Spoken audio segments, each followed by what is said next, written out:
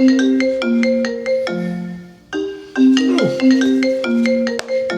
my friend Abby. Oh, hello. Hi. Hi, how are you? I'm good. It's late. I should eat lunch soon. I'm editing photos right now for work. Eee.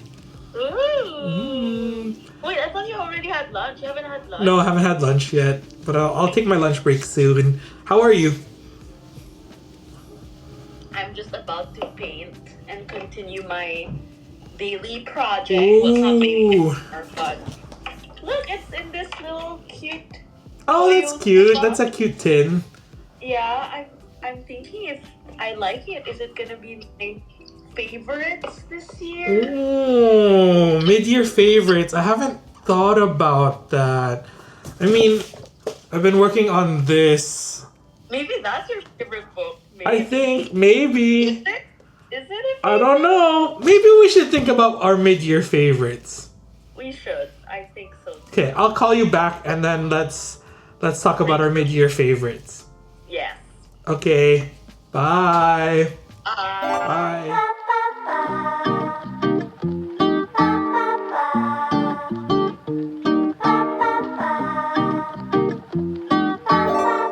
Hey everyone, it's Job. I hope you're doing well. Welcome to the channel. Today we have our mid-year favorites, and this video is in collaboration with my good friend Abby C. Be sure to check out her video too. I wonder if we have any overlaps in our favorites. We wanted to take a different approach to this year's mid-year favorites because we love stationery and journaling and planning, but we also love a lot of books and media and everyday items. So we both thought that we would share not just stationery, but things that have been really integral or a big part of our lives this past half year. Honestly, this video comes at an interesting time because I haven't really been feeling very good in general. I think a lot of people aren't feeling very good about, the world and political climate. And so I think today discussing these favorites is a little escape from what's happening out there. So let's get started. I want to start with stationery. I picked 4 items, and then at the end I'm going to talk about some honorable mentions. So the first thing I want to share is the MD notebook. This is an A5 size notebook. This exact iteration is a little bit confusing to me. I believe it is the 2025 lined and monthly notebook. I don't know the exact name, but this was gifted to me. And this has monthly pages at the beginning of the year, and then there's line pages at the end. And there's kind of 8 sections, so you can use it for daily journaling for a week spread. So there'll be insert shots and b-roll that you can see a little bit more clearly how it looks, but I've been using this and I've been loving it so much. I've completed one MD notebook in my life, and it was actually the same format. What is this format? If you know what it is, let me know, but I think it was the 2021 version of this, and I ended up not really using it for its intended purpose, similar to this, and I use it as like my ugly sketchbook.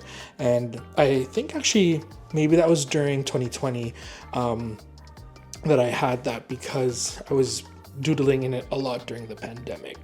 But this has been so useful for me because it is my morning pages notebook. And as some of you may know, I've been working through this 12-week creativity course called The Artist Way. It's a book by Julia Cameron, and it is really just a way for you to access and tap into your creativity. And it's a course that looks at that. And so I've been working through that course, and we're kind of halfway now.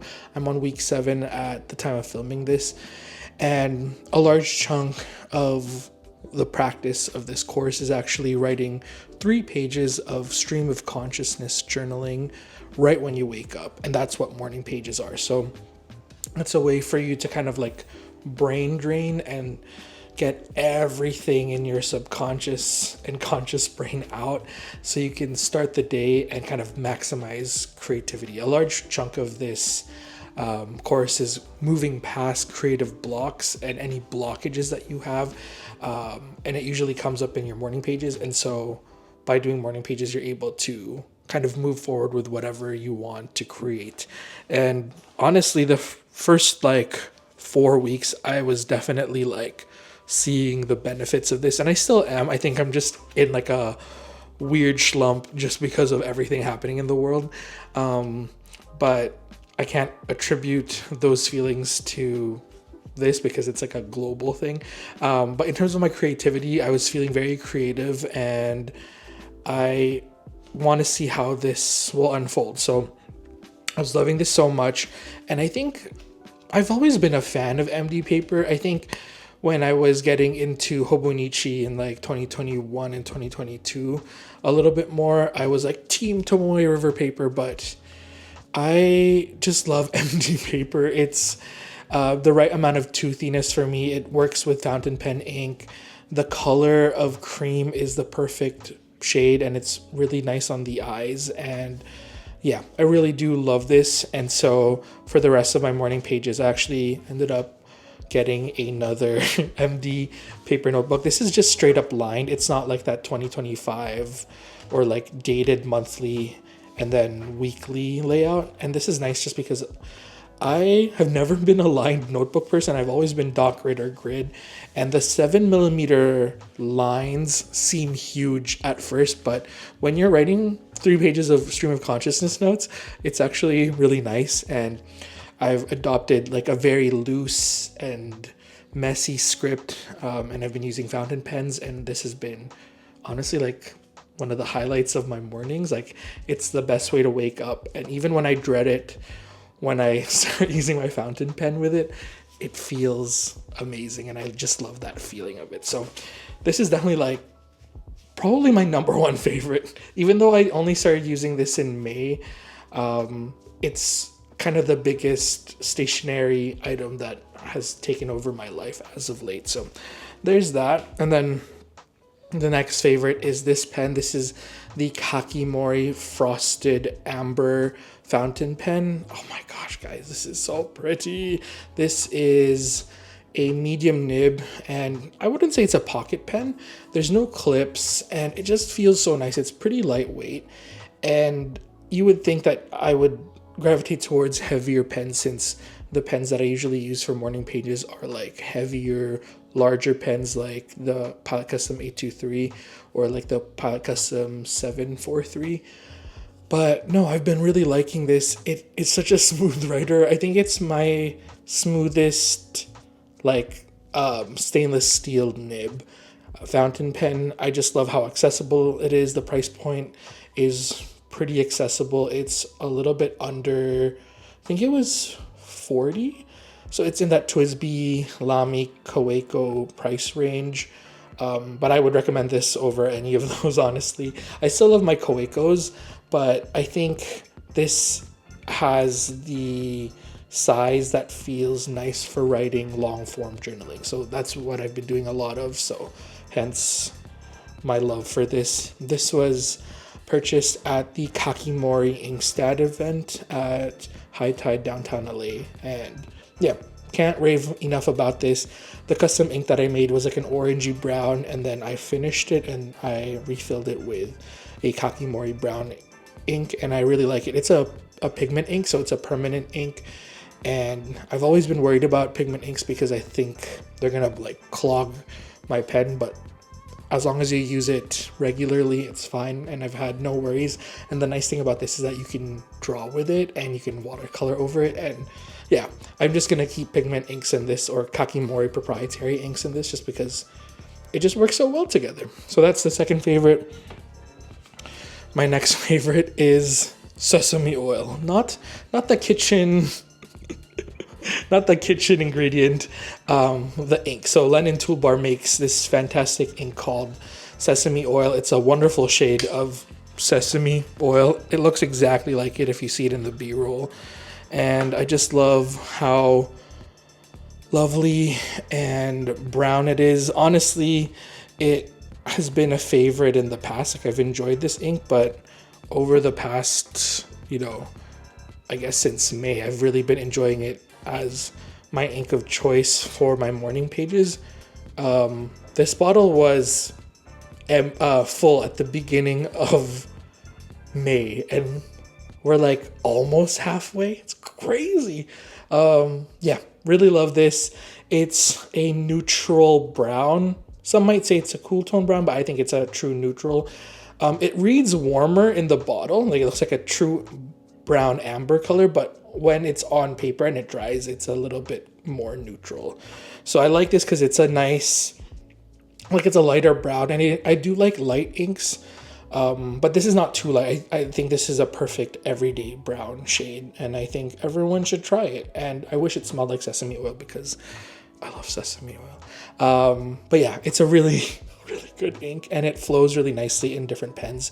I'm using this in my Palette Custom 823, and it's heavenly. So this is the Tom Studio Lumos Duo. This is a interesting pen because I first encountered it at Dromgoals when I was in Houston for a little craft fest, and I really enjoyed how this pen is basically a replacement for my uni pin or like Sakura Pigma Microns. There's an interchangeable nib, and instead of the nibs being like a fountain pen nib, it is like a little felt or plastic tip. This has the 0.3 millimeter nib on it, and I have platinum carbon black in it, and it's been wonderful as a replacement to my favorite fine liners. This works similar to other pens you might have seen in the Japanese stationery realm, where you have a kind of absorbent it's like the tampon pens, the Carapo. It has an absorbent like cotton layer where you dip it into an ink, and then capillary action sucks up the ink, and then the kind of cotton cushiony layer is attached to a nib, and then that's how the nib is supplied with ink. And that has the same technology, but instead of the nibs being kind of like more large bullet shaped nibs, it's like a fine liner.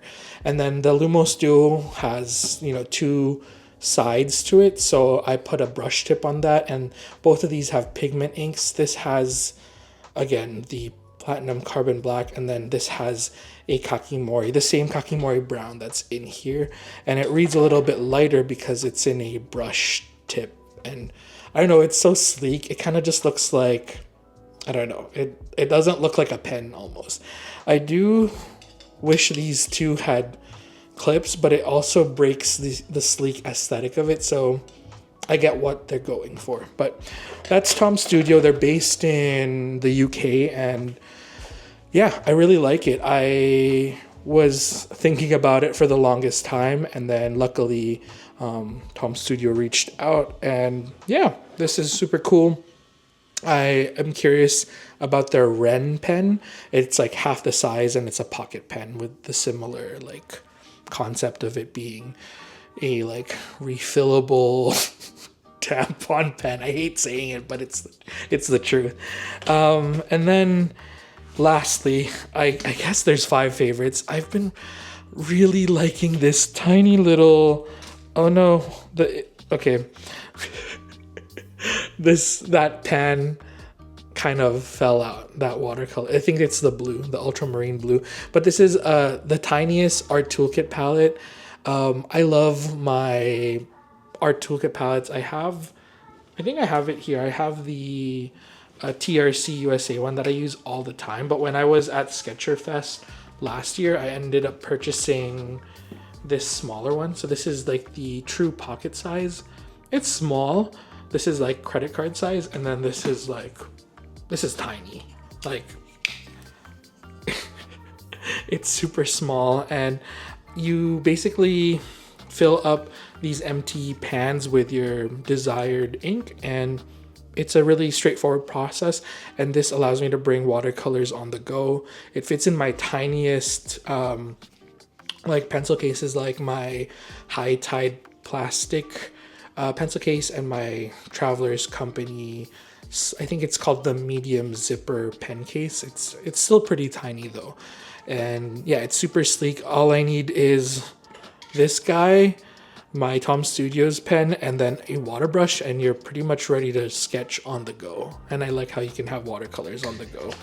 But yeah, these are the remnants of the watercolors that broke off, so I need to put that back in there. But you can refill it with your tube watercolor, your tube watercolors, and I have a mix of Daniel Smith watercolors and Winsor and Newton ones. So I don't remember the exact colors in here, but I have like a pretty, I guess, good selection of colors in here. And again, this is the Demi palette, and then this is the Pocket palette, and then this one is still on sale on TRC USA, so I would pick it up because this is our exclusive. And if you want more colors, this is a nice in between, because there's that folio that's a lot bigger. That's what I use at home actually. But those are my 5 stationery favorites. Let's head on to books and media. Okay, books and media. There are a lot of shows that I consumed this month, but I think there's truly one standout, and it's The Residence, which is a Netflix original series. It's so good. It's a murder mystery that takes place in the White House, and it's just like a kooky comedy about the different characters of, people that might be working at the White House, and it's just like a fun look at it. It's not like a political intrigue drama. It's really just a murder mystery contained in the White House, and it's really more about the staff that work at the White House. It's such an interesting and funny series if you like murder mysteries, and if you really like only murders in the building, you would love this. This is super funny. The writing is impeccable, and then the cinematography is amazing. And then the craziest part, I know a lot of people have already mentioned this online, and people have actually told me that this is the case, but the main character uses a traveler's notebook. And I'm not gonna lie, that's probably the biggest sell. I was like, ooh, I want to check this out. I didn't actually know what it was about, and I kind of just watched it. There it is. It's a black TN. Let's go. TN. Wait, is his a traveler's? It is, and it's camel. It's empty. Right now. Love this. For you. Yo. Okay. Hey, was it a 0.3? Wow, that was so nerdy. But I think we're using a camel traveler's notebook and like maybe a brown or black at some point. But it's so cool. The main character is a bird watching enthusiast, and they use their traveler's notebook as like their bird watching notebook. And then there's different parts in the series where the notebook becomes like A5 size, but it's still like a traveler's notebook. So I guess it's like a faux dory, faux traveler's notebook.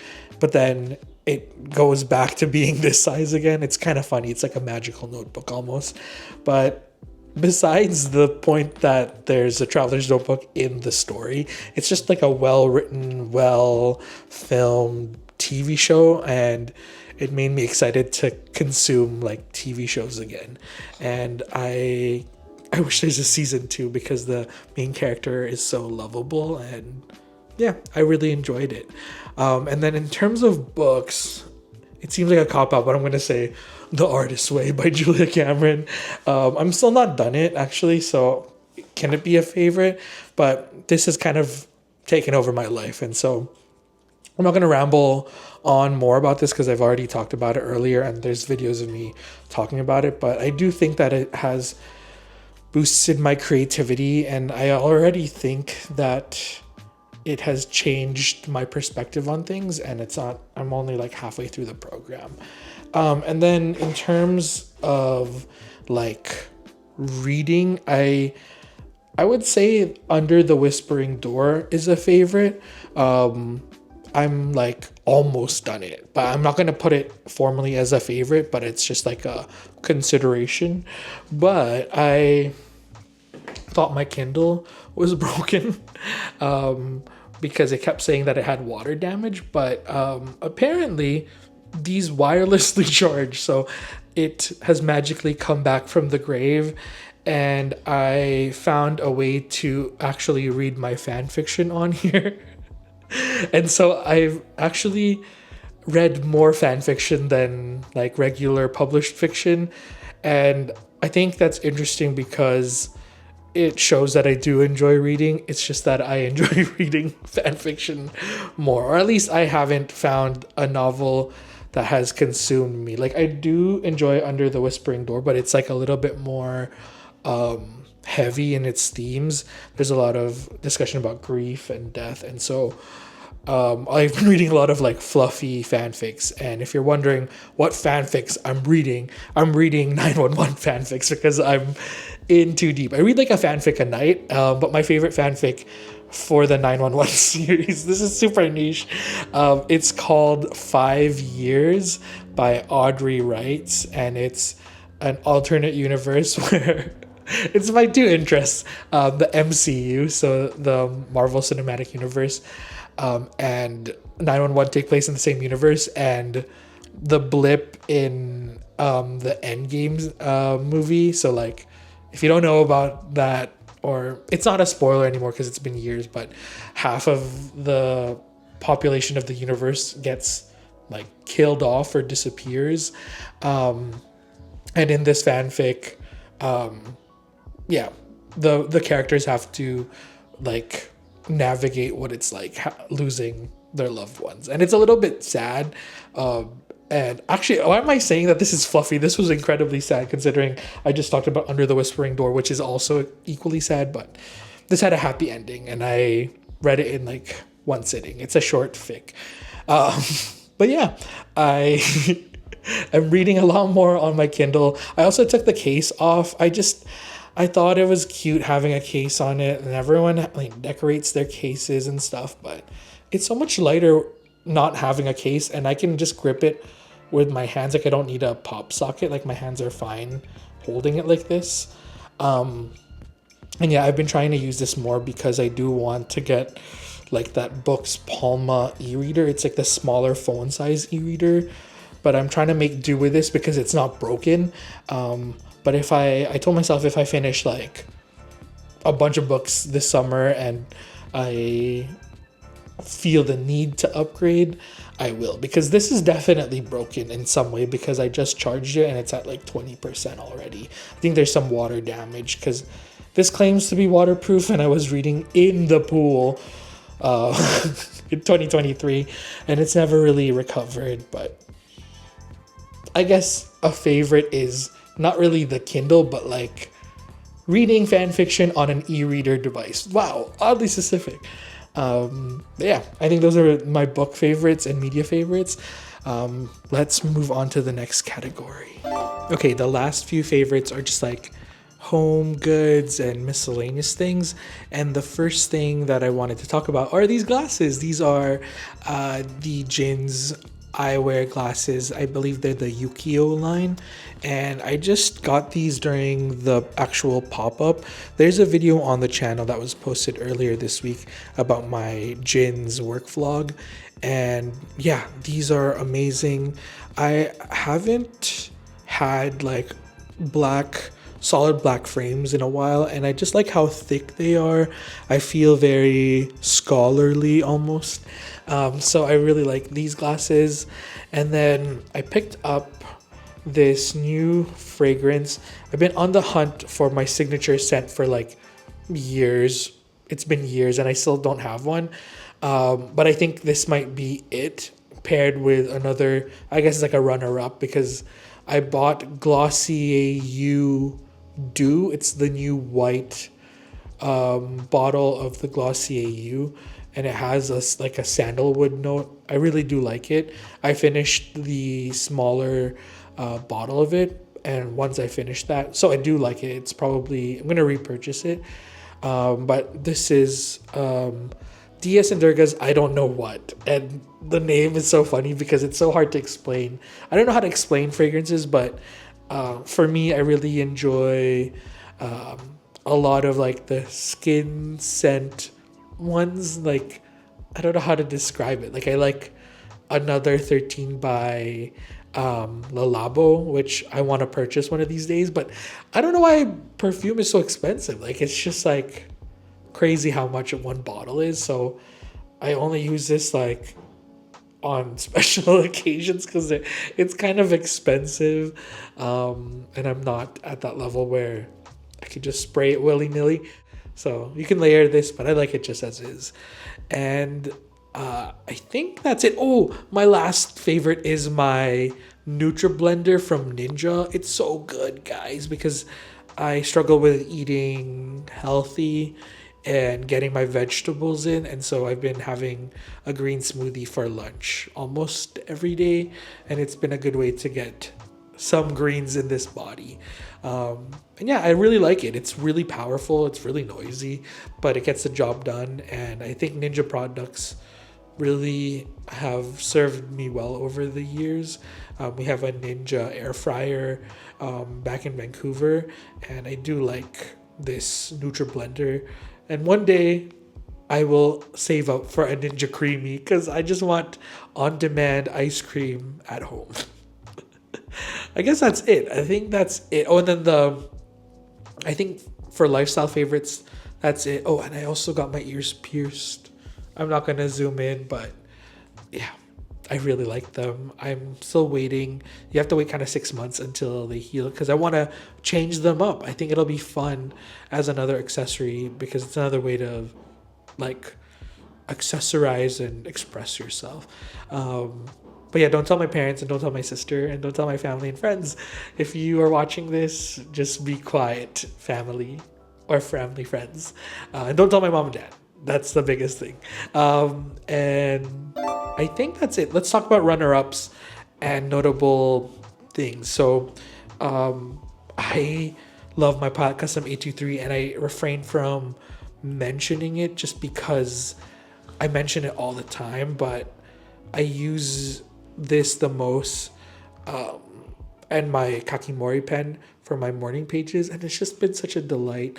I realized that I wasn't using this pen as much because I write a lot smaller in my traveler's notebook, and I was thinking that I was outgrowing like the medium nibs, but no, I still love my medium nibs. If anything, I would probably get a broad nib for my morning pages because it's just so nice to like write largely and loosely and messily. I'm a big advocate for messy handwriting. I don't care if your writing is neat because I don't know, it's just something so charming about like messy writing that you see the quirks of a person. And so yeah, I've been embracing my messy writing a lot more, and my messy like script hybrid. It's like handwriting and printing, and I think just using the Pilot Custom 823 has been wonderful.